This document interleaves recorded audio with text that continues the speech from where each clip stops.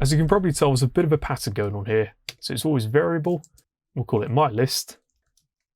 The type is equal to, and this is the key bit, list, but in brackets, we have to say what sort of data type we want to store, as it can only be one type. This could either be a string, number, or Boolean.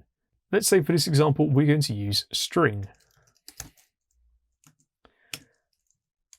Now type in default, and a list is the same as an array. What we need to add here is square brackets. Because it's a string, it goes in double quotes, and we could set value 1 and value 2. This is useful, so imagine you had multiple firewall rules. You could set these in a list. Now, it's something we are going to do a bit later. Now, one thing to note with arrays or lists, there's an order that these things are made accessible. It always starts at 0. So to access value 1, you use 0, then it's 1, 2, 3, and 4.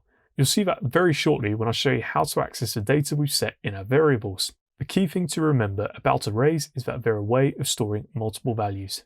Up next, let me show you maps.